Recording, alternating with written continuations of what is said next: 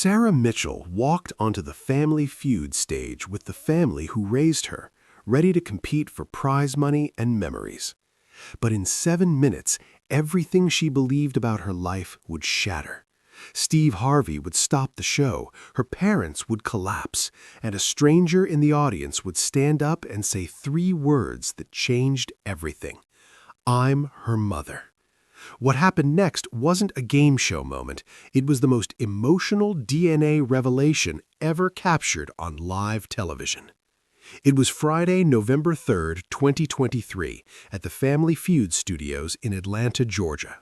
The morning energy was electric.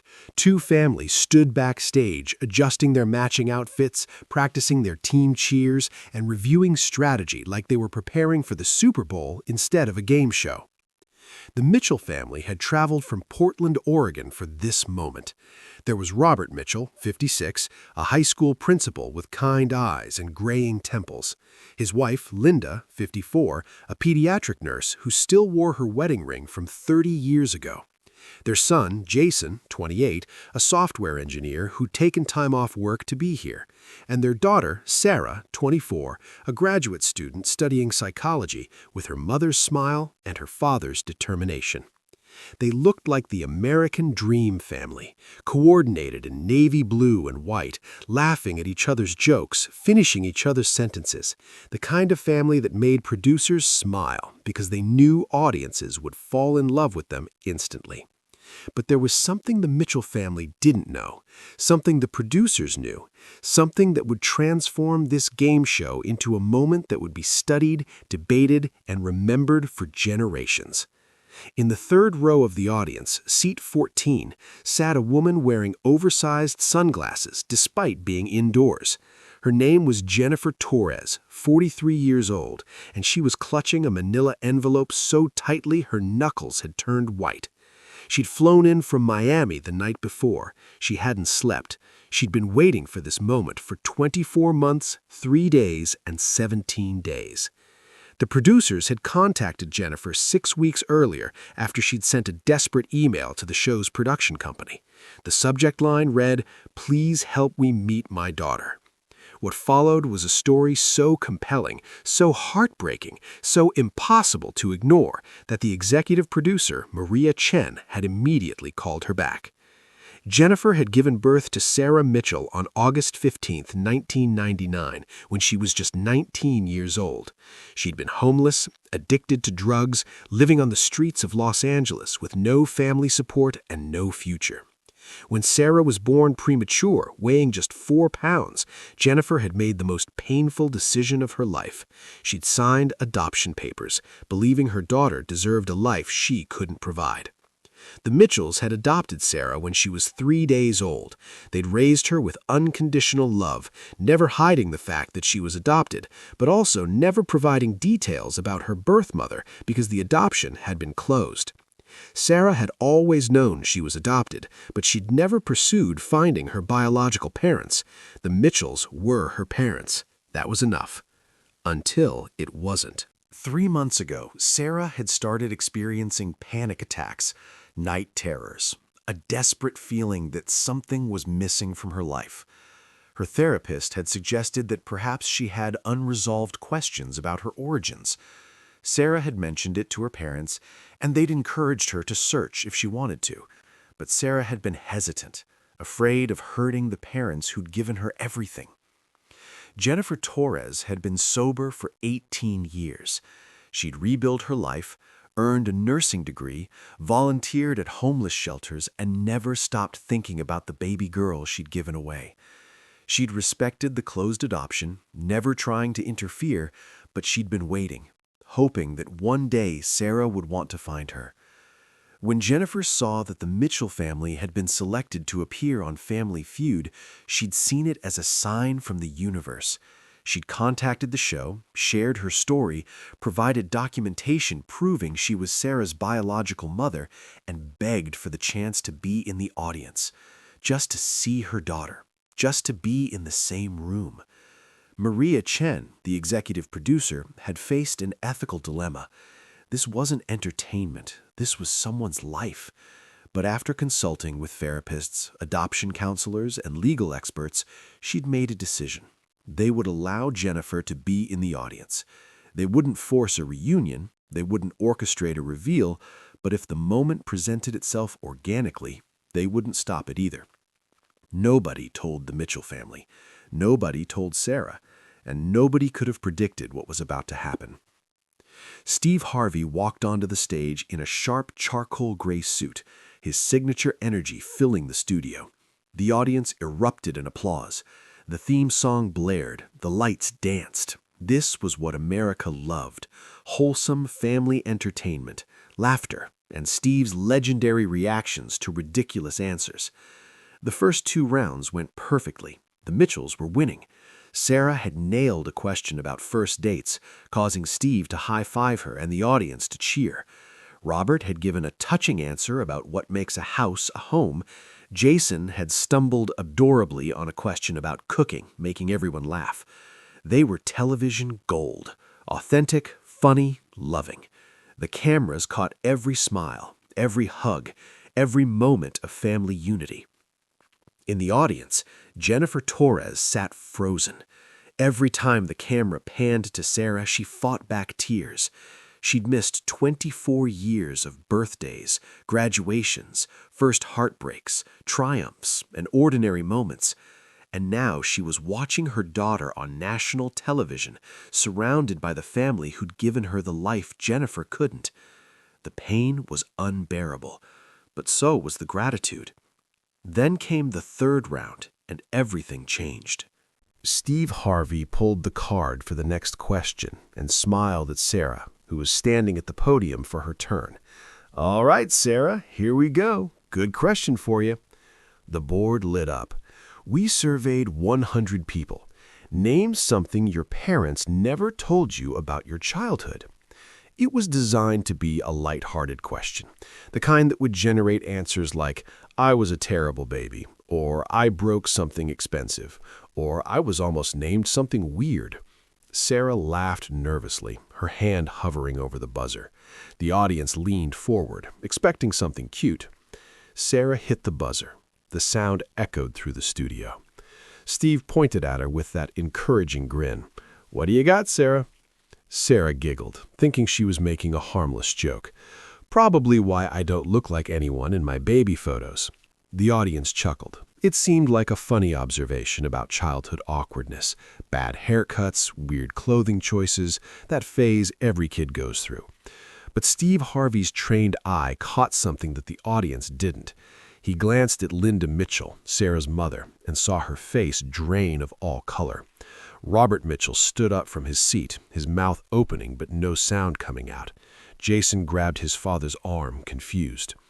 The audience died in the audience. Something was wrong. Sarah, still smiling, didn't notice at first. She turned to her family to celebrate her answer, but her smile faded when she saw their faces. "Mom?" Sarah said quietly, her voice barely picked up by the microphone. "Dad? What's wrong?" Steve Harvey, a man who'd hosted this show for 17 years and seen everything, felt his instincts kick in. Something was happening, something real, something that transcended game show entertainment. He walked slowly towards Sarah, his voice gentle. "Sarah, sweetheart, look at me for a second." Sarah turned to him, confusion written across her face. "Did you know you were adopted?" Sarah said, nodding. "I've always known. My parents told me when I was little, but I never really thought about it because they're my parents, you know? The people who raised me, who love me, who've been there for everything. That's what matters." Steve nodded. "That's beautiful, and that's true. But Sarah, when you made that joke about not looking like anyone in your baby photos, do you think there might be a reason for that?" Sarah's face changed. The casual confidence transformed into something more vulnerable.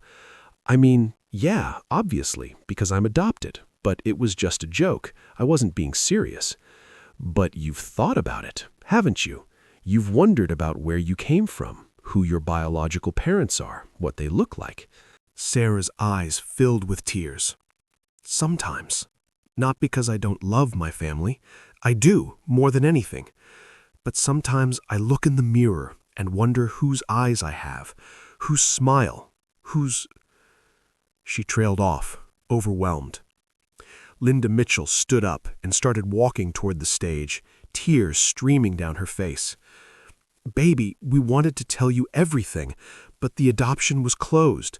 We didn't have information to give you even when you asked." Robert joined his wife. "Sarah, we've always been ready to help you search if you wanted to. We've never wanted you to feel like you couldn't ask questions." Steve held up his hand, stopping them. His producer was in his ear, telling him something that made his eyes widen. "Hold on," Steve said, his voice different now.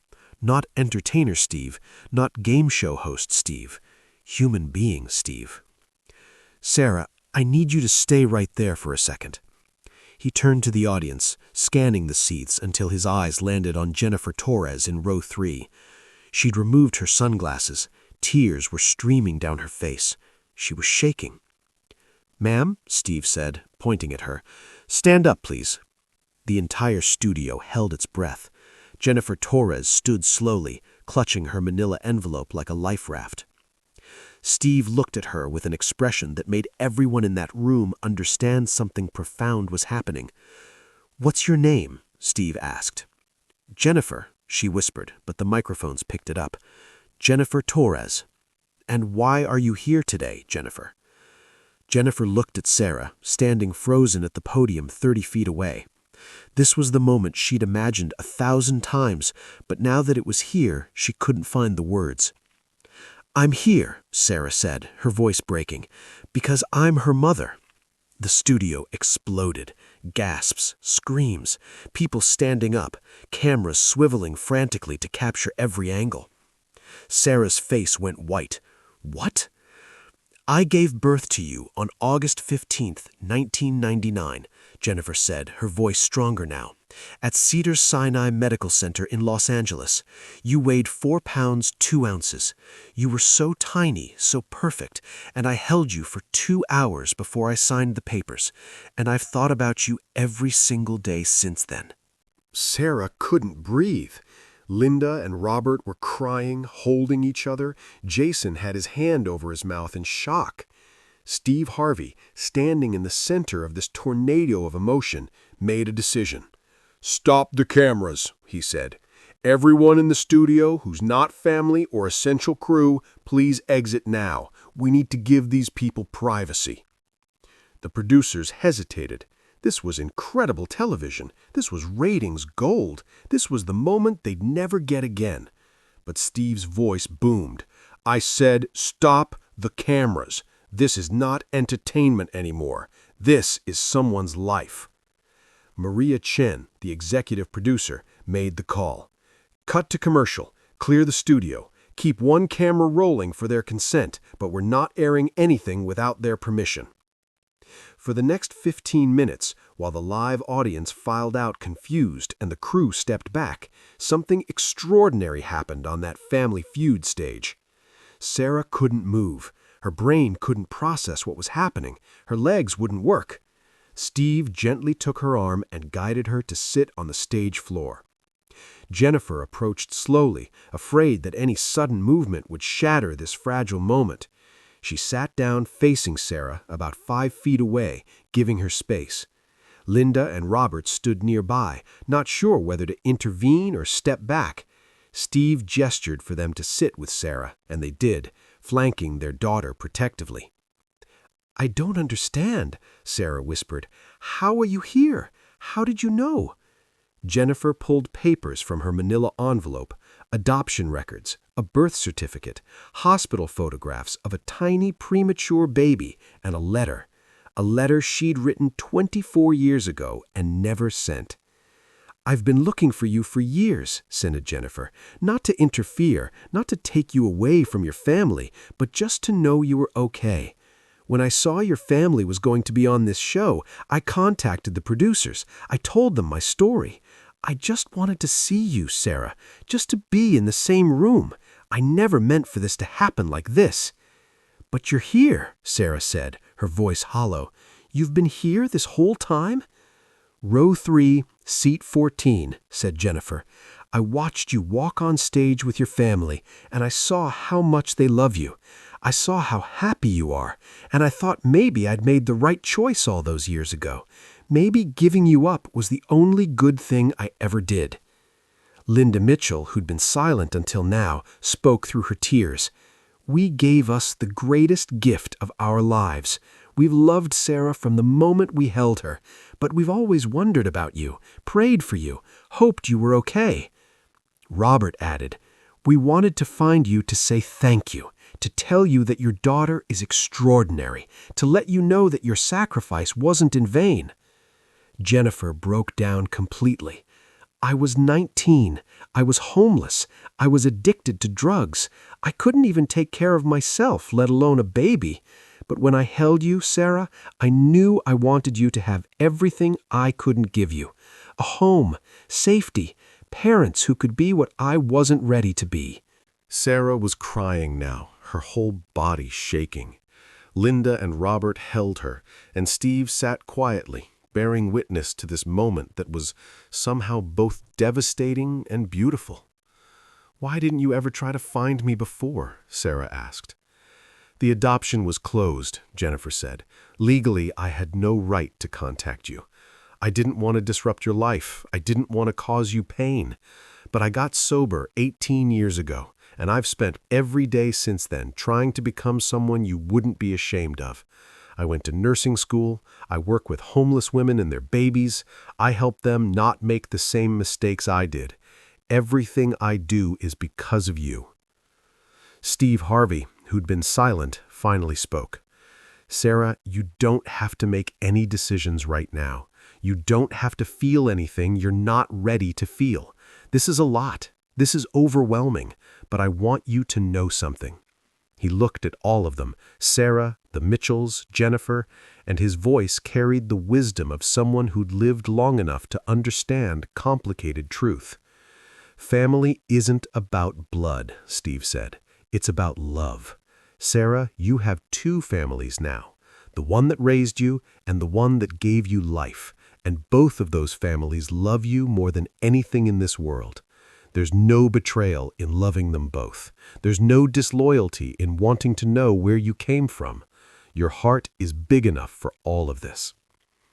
Sarah looked at her parents, Robert and Linda, the only parents she'd ever known. "Mom, Dad, I don't want you to think—" "Stop," Linda said, cupping Sarah's face in her hands. "We have never been threatened by your biology. We have never been afraid of you wanting to know your birth mother. You are our daughter, and nothing will ever change that." Robert nodded. "When we adopted you, we knew this day might come. We hoped it would come, actually, because you deserve to have the full picture of who you are." Sarah turned to Jennifer. "I don't know how to feel right now. I'm not angry, but I'm also not ready to— I don't know what I'm ready for." "You don't have to know," Jennifer said quickly. "I don't expect anything from you, Sarah. I just wanted you to know that I exist, that I think about you, that giving you up was the hardest thing I've ever done, but also the most loving. You don't owe me anything." Steve stood up and addressed everyone. "Here's what we're going to do. This moment doesn't have to be resolved today. This isn't a TV movie where everything wraps up in 2 hours. This is real life, and real life is messy and complicated and beautiful." He looked at the single camera still recording. "We have footage of this moment, but we will not air a single second of it without permission from every person involved. This is your story, not ours." Maria Chen stepped forward from behind the camera. "We'll provide you with family counselors, therapists who specialize in adoption reunions, whatever support you need. No cost, no strings. This isn't about ratings. This is about doing the right thing." Sarah looked at everyone, her parents, her birth mother, her brother, Steve, the crew who'd witnessed this, and she made a choice. "I want to talk to her," Sarah said quietly. "Not today, not right now, but I want to know her story. I want to understand where I came from. And Mom, Dad, I need you to be part of this with me." Linda and Robert immediately agreed. "Whatever you need, baby, we're right here." Jennifer nodded, crying but smiling. Whenever you're ready, even if it's years from now, I'll wait. I've already waited 24 years. I can wait as long as you need." Steve Harvey, visibly moved, helped them all stand up. "Sarah, your answer to that question about why you don't look like anyone in your baby photos was supposed to be funny, but it opened a door that maybe needed to be opened. Sometimes the universe works in mysterious ways." The episode never aired in its original form. The game was never finished. Instead, with permission from everyone involved, Family Feud released a 1-hour special 3 months later called The Truth About Family. It showed the moment with sensitivity, including interviews conducted months after the initial meeting. Sarah, the Mitchells, and Jennifer had all agreed to share their journey because they believed it could help other families navigating adoption, reunion, and identity. In the special, Sarah explained that she and Jennifer had started meeting once a month for coffee, not as mother and daughter yet, but as two people getting to know each other. Linda and Robert often joined them, creating a new kind of family dynamic that didn't fit traditional labels but worked for them. "I'm learning that I can love Jennifer without loving my parents less," Sarah said in her interview. "And I'm learning that Jennifer gave me life twice, once when she gave birth to me, and once when she loved me enough to give me a better life than she could provide at 19. Jennifer shared meeting Sarah had given her 18 years of sobriety renewed meaning. "I stayed sober for me, but now I stay sober for her too. I want to be someone she's proud to know." The Mitchells spoke about their initial fear when Jennifer appeared. "We were terrified we'd lose Sarah," Robert admitted. "But what we learned is that love doesn't divide, it multiplies. Our family didn't shrink that day, it grew." Steve Harvey's commentary in the special became its most powerful element. He spoke about identity, about the difference between biological family and chosen family, about how adoption is an act of profound love from all sides. What happened on that stage wasn't a mistake. It was meant to happen. Sarah was meant to know her story. Jennifer was meant to see the incredible woman her daughter became. And the Mitchells were meant to show the world what real parenting looks like, loving so much that you're willing to share. The special aired on February 14th, 2024, Valentine's Day, deliberately chosen to emphasize love in all its forms. It drew 28 million viewers and became the most watched Family Feud-related content in history. Within 48 hours, the National Adoption Center reported a 400% increase in calls from birth parents seeking reunion resources. Adoption support groups across the country held special screenings and discussion sessions. The hashtag #TwoFamiliesOneLove trended worldwide for 5 days, with thousands of people sharing their own adoption stories. Birth parents, adoptive parents, and adoptees all finding common ground in Sarah's story. Most significantly, 6 states introduced legislation making it easier for adult adoptees to access their original birth certificates and information about their biological parents, citing Sarah's story as evidence that knowing one's origins is a fundamental human right. Sarah Mitchell became an unexpected advocate. She started a blog called Adopted and Whole, where she documented her journey of integrating both families into her life. Within a year, it had 2 million followers. She wrote, "For 24 years, I had one birthday story, the day my parents brought me home from the hospital. Now I have 2, the day I was born and the day I was chosen. Both days matter. Both stories are mine." Jennifer Torres was invited to speak at conferences about addiction, recovery, and the long-term impacts of decisions made in crisis. Her message was always the same. "The hardest choice I ever made saved 2 lives, my daughter's and eventually my own." The Mitchells used their platform to advocate for prospective adoptive parents. "Adoption isn't about saving a child," Roberts said in one interview. "It's about welcoming a child, and welcoming means making space for their whole story, not just the part that includes you." On November 3rd, 2024, exactly 1 year after the incident, Steve Harvey invited all four of them back to Family Feud for a reunion special. They walked onto the stage together, Sarah in the middle, flanked by Robert and Linda on one side, Jennifer on the other. The audience gave them a 5-minute standing ovation. Steve sat with them, not at podiums, but in comfortable chairs arranged in a circle, and they talked openly about the year that had passed. "How's the relationship now?" Steve asked Sarah. "Different than I expected," Sarah admitted.